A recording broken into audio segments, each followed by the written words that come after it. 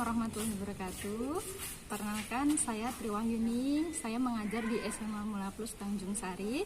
Saat ini saya sedang menjalani program profesi guru di Universitas Negeri Yogyakarta. Pada video kali ini, saya akan melakukan perekaman pembelajaran dalam rangka uji kinerja pada hari Senin, tanggal 30 November 2020. Video ini mengambil materi tentang jenis-jenis persoalan terkait penggunaan komputer yang lebih kompleks pada kelas 10. Selamat menyaksikan.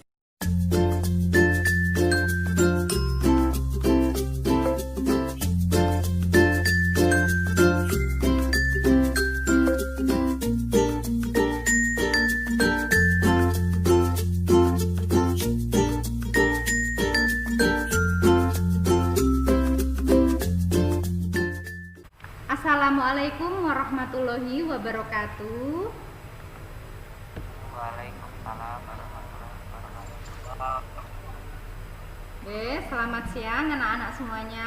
Apa kabar hari ini? Sehat semua? Alhamdulillah sehat. Alhamdulillah sehat semuanya ya. Baiklah, sebelum kita memulai pembelajaran pada siang hari ini, ada baiknya kita berdoa menurut kepercayaan masing-masing. Untuk hari ini Ibu mohon kepada Lukman untuk memimpin doa. Silakan Lukman. Baiklah teman-teman, mari ini awali pembelajaran pada pagi hari ini dengan berdoa bersama. Doa mulai.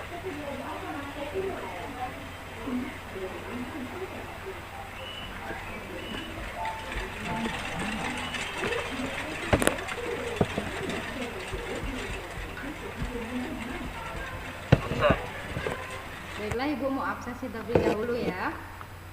Guntur hadir? Hadir Bu, Hendri hadir? hadir Bu, Erika hadir? Hadir Bu. Sony hadir, Son? hadir Bu, Lukman hadir, Lukman? Hadir Bu. Tetap jaga kesehatan, tetap semangat belajar dari rumah ya. Jaga kesehatan dengan cara mencuci tangan, kemudian menggunakan masker apabila berpergian ya. Jangan pernah takut untuk bermimpi, karena mimpi yang kamu punya adalah milikmu dan tidak akan merugikan siapapun ya. Jadi meskipun kita belajarnya dari rumah, jangan pernah lelah untuk meraih mimpi dan belajar ya. Tetap semangat ya. Pretest yang harus kalian kerjakan. Sebelumnya kita sudah belajar tentang materi minggu lalu, yaitu tentang interaksi antara perangkat keras, perangkat lunak, dan pengguna ya. Apa yang dimaksud dengan perangkat keras dan berikan contohnya? Ada yang bisa menjelaskan? Silakan Guntur mau menjawab. Perangkat keras komputer adalah suatu perangkat yang dapat disentuh. Ya, jadi benar yang disampaikan oleh Guntur tadi ya. Jadi perangkat keras komputer itu adalah sebuah perangkat yang bisa diraba, dilihat, kemudian disentuh ya. Nah, jadi ada bukti atau fisiknya tuh terlihat gitu. Contohnya seperti CPU, mouse ya, kemudian keyboard, monitor. Kemudian soal selanjutnya, apa yang dimaksud dengan perangkat lunak komputer dan berikan contohnya? Perangkat lunak adalah sistem yang berjalan dalam suatu komputer. Contohnya seperti apa, Henry?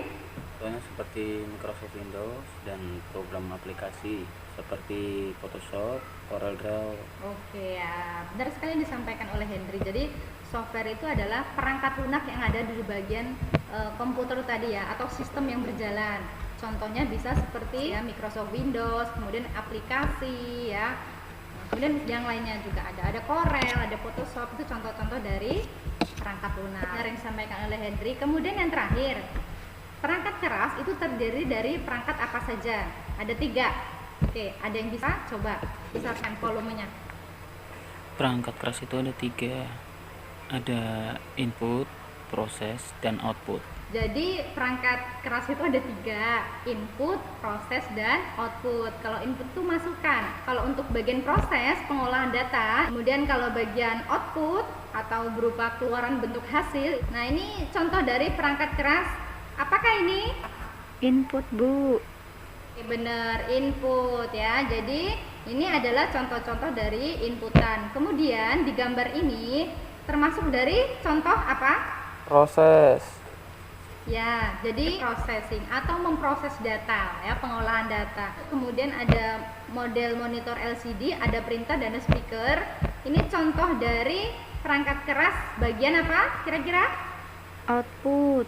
Output ya. Ini ada tujuan pembelajaran yang akan kita capai pada hari ini ya. Yang pertama adalah melalui pengamatan video YouTube, peserta didik dapat menjelaskan permasalahan pada perangkat keras komputer dengan benar. Kemudian yang kedua, melalui pengamatan PowerPoint, peserta didik dapat menjelaskan permasalahan pada perangkat lunak komputer dengan benar. Dan yang ketiga, melalui pengamatan PowerPoint, peserta didik dapat menjelaskan solusi permasalahan pada perangkat keras dan perangkat lunak komputer dengan benar. Dan untuk yang terakhir, setelah menyaksikan demonstrasi yang dilakukan guru, peserta didik dapat melakukan tethering koneksi internet, smartphone ke komputer atau laptop dengan benar, disiplin, sesuai SOP dan kepekaan lingkungan ya. Jadi ini adalah tujuan pembelajaran pada hari ini ya.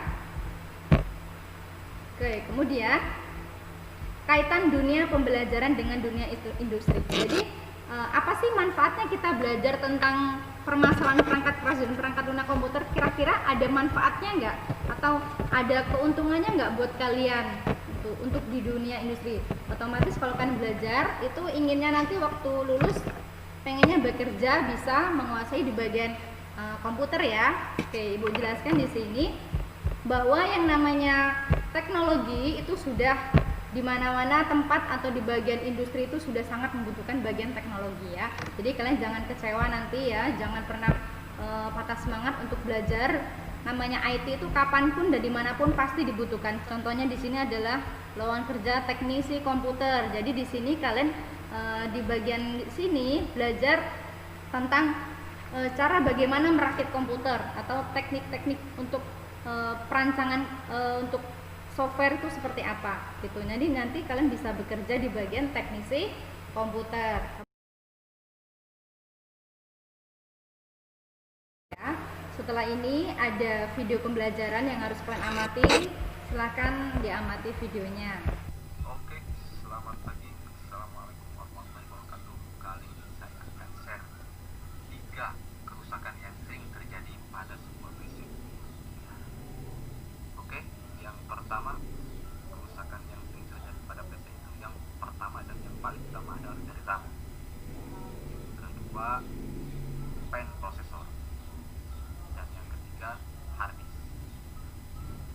Oke, yang pertama, dampak kerusakan yang sering terjadi dari RAM. Biasanya dampaknya itu layarnya black hitam.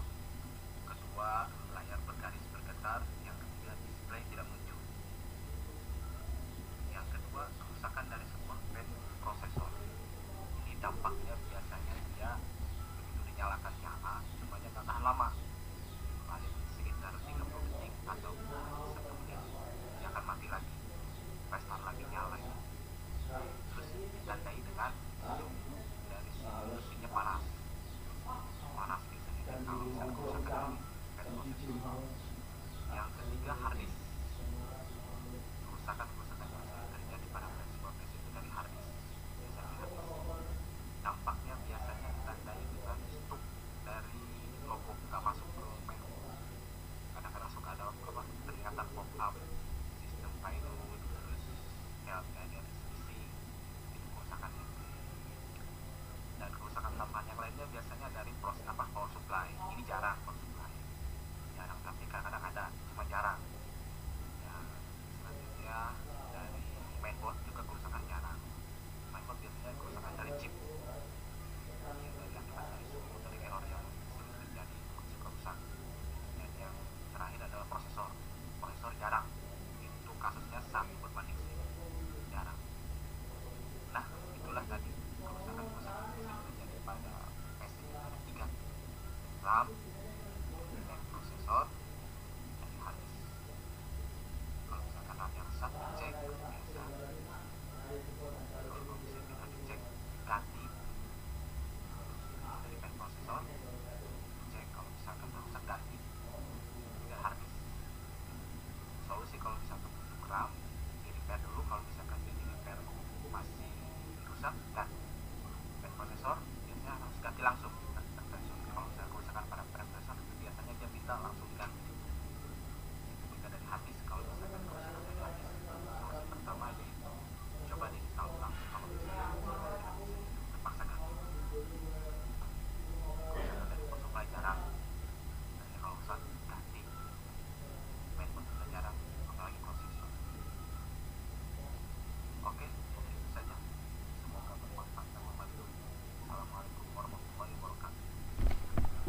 tadi video tentang permasalahan pada perangkat keras komputer ya. Dari video tadi, apa yang dapat disimpulkan kira-kira?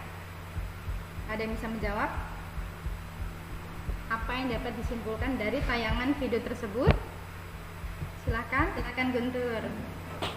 Pertama, usahakan pada masuk store. Target diperkuat dengan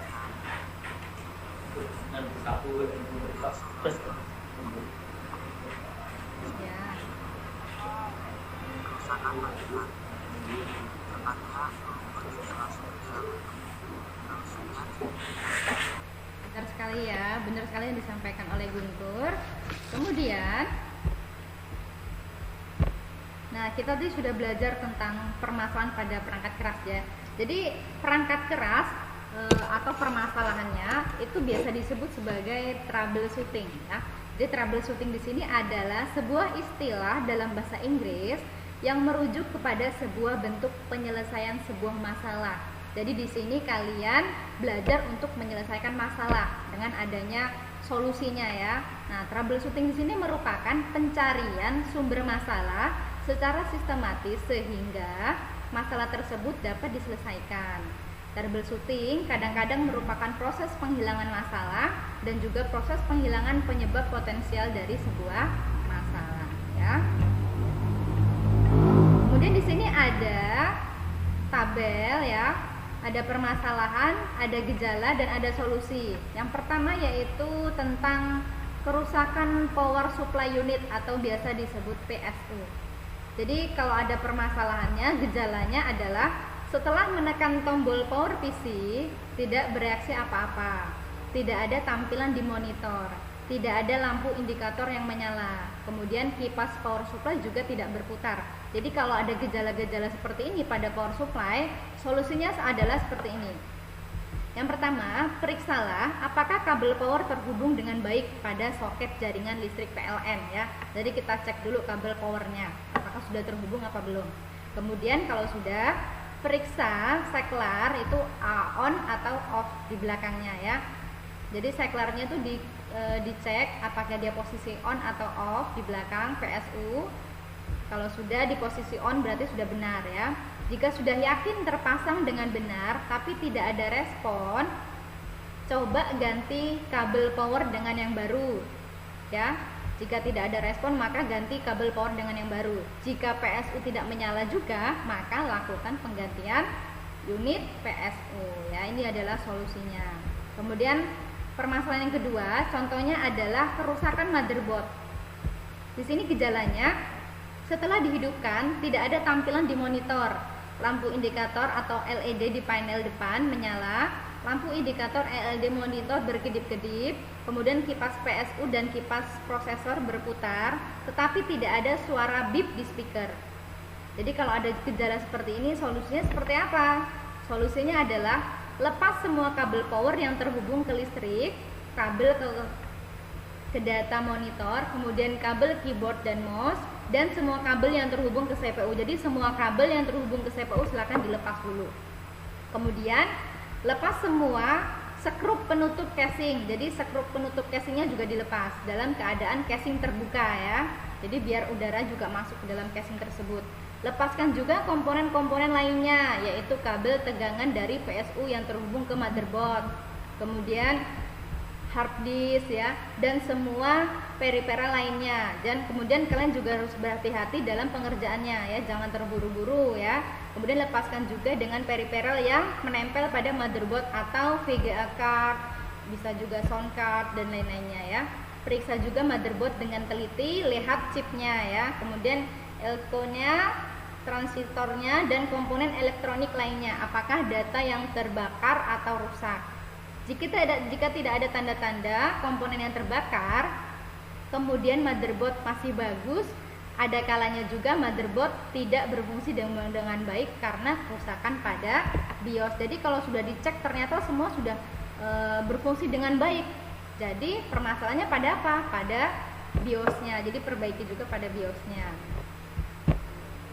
Kemudian yang ketiga, kerusakan pada hard disk ya. Di sini gejalanya pada saat CPU dinyalakan kemudian melakukan proses pause ya, muncul pesan operating system not found ya. Jadi jika ada pesan seperti ini jangan bingung ya. Nah, ini muncul pesan seperti ini, solusinya adalah periksa kabel tegangan dan kabel data yang masuk ke hard disk. Apakah longgar? Sebaiknya dikencangkan. Dan ada longgar kabelnya, sebaiknya dikencangkan ya.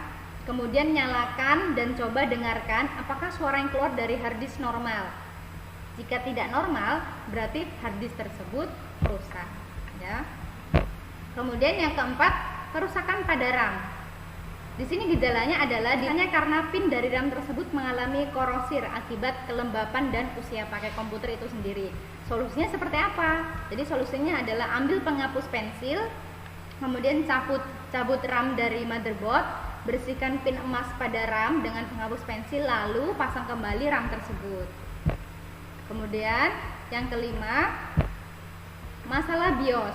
Gejalanya adalah CPU mengeluarkan suara bip beberapa kali dan tidak ada tampilan ke layar monitor, padahal monitor tidak bermasalah. Solusinya adalah bunyi bip menandakan adanya pesan kesalahan tertentu dari BIOS ya. Jadi bunyi tersebut menunjukkan jenis kesalahan yang terjadi pada PC, biasanya kesalahan pada RAM yang tidak terdeteksi atau VGA card yang tidak terpasang dengan baik, kemudian prosesor bahkan kabel data dari monitor pun bisa jadi penyebabnya. Arti kode dari bunyi bip tersebut bisa dibaca dengan buku manual motherboard ya. Jadi nanti bisa dilihat untuk lebih lengkapnya di materi bahan ajar yang sudah Ibu kirim di grup WhatsApp ya. Mengapa komputer bisa mengalami kerusakan? Ayo silahkan, ada yang bisa menjawab. Volumenya agak dikerasin. Panas. Ya. Panas boleh terus. Suhu udara terlalu panas, tidak menggunakan sesuai prosedur, kemudian software jarang diupdate ya, itu juga bisa mengakibatkan terjadinya kerusakan pada komputer ya. Kemudian penggunaan komputer terlalu lama juga bisa mengakibatkan kerusakan. Komputer sudah tua, kabelnya longgar juga bisa mengakibatkan kerusakan ya. Contohnya seperti manusia, kalian sebagai siswa kalau disuruh belajar nonstop dari pagi sampai malam ya, kemudian tidak minum, apa akan terjadi? Sakit ya. Nah, jadi sama seperti komputer. Komputer juga cara pemakaiannya juga harus sesuai dengan prosedur yang bagus ya, yang benar, sehingga komputernya juga bisa berfungsi dengan baik. Permasalahan pada perangkat lunak komputer ya. Perangkat lunak di sini bisa berupa software ya. Jadi persiapannya jika terjadi permasalahan pada komputer, terkadang persiapan yang kita harus lakukan yaitu pertama adalah update Windows, update dengan Windows yang baru ya. Dan juga bisa dengan cara men-scan komputer dengan menggunakan apa? Antivirus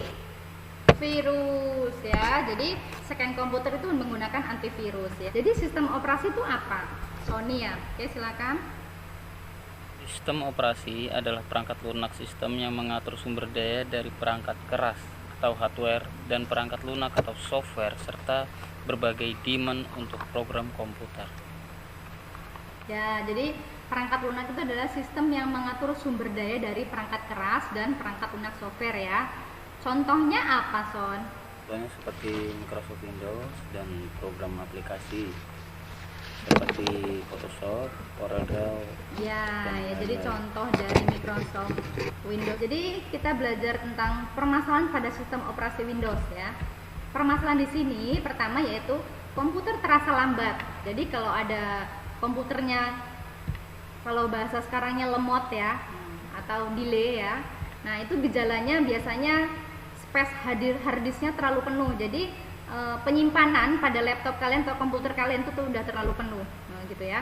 Kemudian yang kedua, terlalu banyak program yang di load saat startup. Nah, solusinya seperti apa? Bersihkan hard disk dari file-file yang sudah tidak dibutuhkan lagi agar komputer bisa bernafas lega. Jadi file-file yang sudah tidak terpakai silakan dihapus dulu ya, di delete dulu. Kemudian yang kedua, gunakan juga fitur disk clean up yang sudah ada di Windows untuk menghapus file-file sampah yang tidak berguna. Kemudian selain itu, coba cek startup program di run ya, kemudian misconfig, kemudian pilih startup dan disable software yang tidak diperlukan dari daftar startup program ya. Terlalu banyak program yang di-load saat startup juga inilah yang seringkali menyebabkan komputer terasa lambat. Jadi jangan terlalu banyak membuka suatu aplikasi atau program. Jadi program tersebut akan lambat jika dibuka terlalu banyak aplikasinya. Silahkan, ada yang mau bertanya jika ada yang belum paham? Oke, silakan Erika ya. Kalau RAM-nya rusak, solusinya apa, Bu? Untuk kerusakan RAM dan solusinya adalah yang pertama gejalanya tadi sudah Ibu jelaskan di PowerPoint ya. Yang pertama gejalanya ditandai dengan bunyi bip atau tut gitu ya. Biasanya karena pin dari RAM tersebut mengalami korosir akibat kelembapan dan usia pakai komputer itu sendiri ya. Kemudian solusinya ambil penghapus pensil. Jadi kalau kalian pernah punya pensil yang ada ujungnya penghapus itu dicabut ya. Digunakan untuk menghapus di bagian RAM-nya ya. Berisikan pin emas. Di dalam RAM itu kan ada bagian pin-pin emas ya. Bertanya lagi? Kalau tidak ada, Ibu baiklah, ini adalah lembar kerja peserta didik yang harus kalian kerjakan tugasnya ya. Tugasnya adalah individu. Di sini ada nama siswa kemudian kelas. Nah, di sini ada pertanyaan yang harus kalian jawab. Yang pertama adalah jelaskan 5 permasalahan video tadi, kemudian dari PowerPoint yang sudah Ibu jelaskan. Silakan kalian menjelaskan 5 permasalahan perangkat keras komputer. Kemudian yang kedua, jelaskan 5 permasalahan perangkat lunak komputer. Kemudian yang ketiga, jelaskan solusi permasalahan perangkat keras dan perangkat lunak komputer di atas. Jadi kalau sudah menjelaskan 5 perangkat keras, kemudian 5 perangkat lunak, solusi dari setiap gejala itu tadi apa ya. Nomor 1 dan 2 kan hanya gejalanya saja, permasalahannya saja. Yang ketiga itu adalah beserta dengan solusi dari permasalahan tadi. Kalau sudah, ikuti langkah-langkahnya dengan cara nyalakan laptop ya, kemudian nyalakan handphone, aktifkan koneksi internet pada smartphone, kemudian ikuti langkah-langkah yang sudah Ibu berikan contoh di sini. Yang pertama, pada bagian smartphone kalian buka bagian setting. Jika sudah buka bagian connection, kemudian buka bagian hotspot dan tethering. Nah, di sini ada pengaturan untuk mengatur hotspot dan tethering. Kalau punya Ibu dikasih nama Triwahyuni, kemudian kata sandinya dari angka 1 sampai dengan angka 8. Kemudian yang kedua, aktifkan hotspot dengan melakukan tab atau menggeser switch di sebelah portable wifi hotspot sehingga menyala biru. Jadi kalau sudah hotspotnya nyala, maka tampilannya ada warna biru seperti ini. Kemudian pada komputer atau laptop, klik icon jaringan wifi pada pojok kanan ya. Nah seperti ini. Nanti kalau misalkan sudah dihubungkan, maka wifi-nya di sini terhubungnya Triwahyuni. Kalau sudah, maka klik connect. Kemudian di sini ada memasukkan kata sandi, kata sandinya dimasukkan. Kemudian kalau sudah, jika sudah terhubung maka ada tulisan keterangan connected. Kemudian yang terakhir, jika ingin memutus maka pilih disconnected. Itu tadi langkah-langkah yang sudah Ibu lakukan. Silakan kalian kerjakan, ikuti langkah-langkahnya. Kemudian kalau sudah, fotokan hasil saat mengatur wifi hotspot di bagian sini ya. Kemudian yang kedua, foto pada saat mengaktifkan hotspot di kolom ini juga. Dan yang ketiga, foto pada saat connect pada laptop atau PC. Yang keempat, foto pada saat memasukkan kata sandi hotspot. Kemudian yang kelima, foto pada saat telah tersambung connected. Yang keenam, foto jika ingin memutuskan tethering atau disconnected.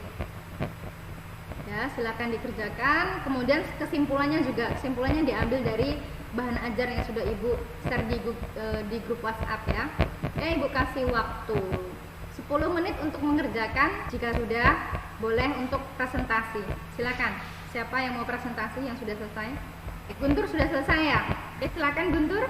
Yang lainnya sambil menunggu Guntur presentasi sambil dikerjakan ya. Jadi kalau kalian mengerjakan tepat waktu maka nilainya juga bagus. Jadi kalau kalian mengerjakannya nanti di akhir juga nilainya akan berkurang ya. Tetap dikerjakan ya yang jelas. Saya Bu akan mempresentasikan. Lah, assalamualaikum warahmatullahi wabarakatuh. Waalaikumsalam warahmatullahi wabarakatuh.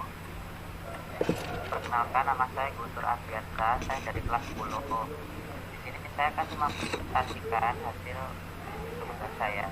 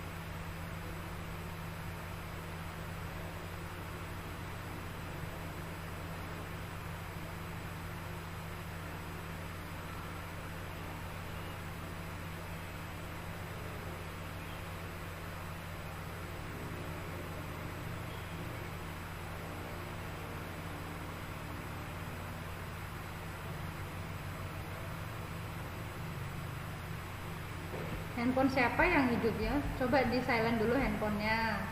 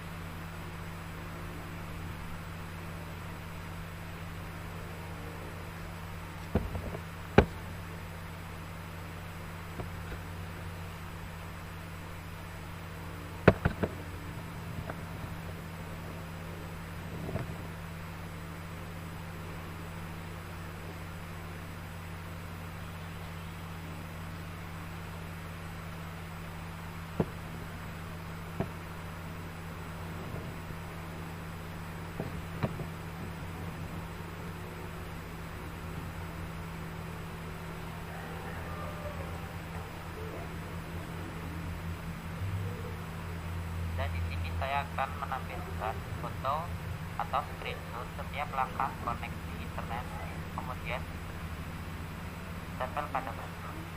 1. Ya, pada foto pertama, foto pada saat mengatur wifi atau hotspot. Dan foto kedua, ini adalah foto pada saat mengaktifkan hotspot. Dan langkah ketiga, foto pada saat connect pada laptop atau PC. Dan langkah keempat, foto pada saat masukkan kata sandi hotspot.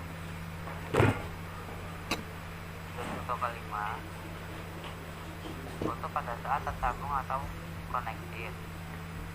Dan foto keenam, foto jika ingin memutuskan tethering atau disconnect.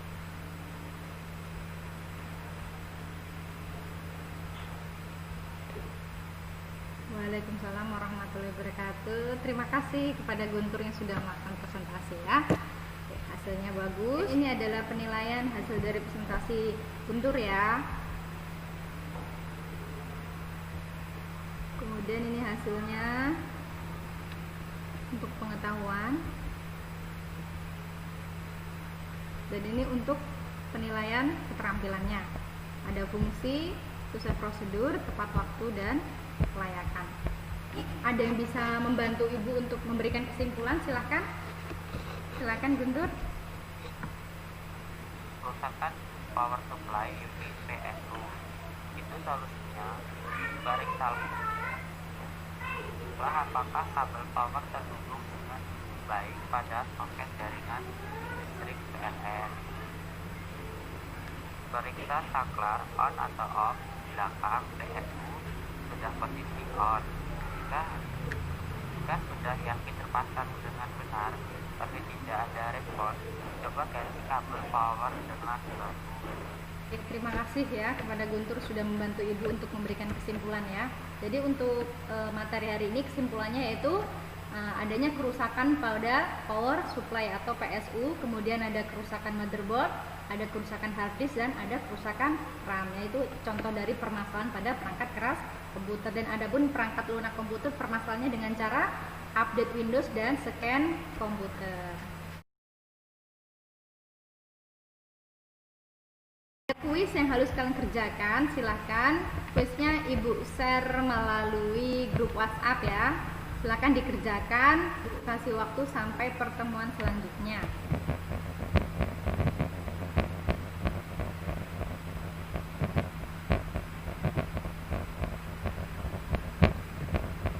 Oke, silahkan dicek kuisnya sudah Ibu bagikan di grup WhatsApp ya. Jangan lupa dipelajari untuk materi selanjutnya yaitu tentang media transmisi.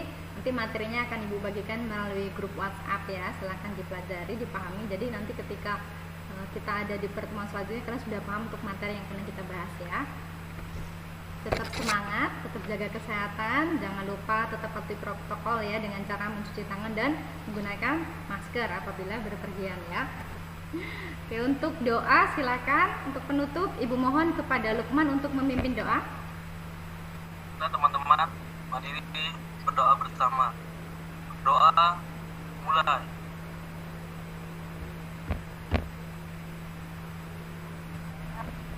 Selesai. Salam. Assalamualaikum warahmatullahi wabarakatuh. Waalaikumsalam warahmatullahi wabarakatuh. Selamat siang.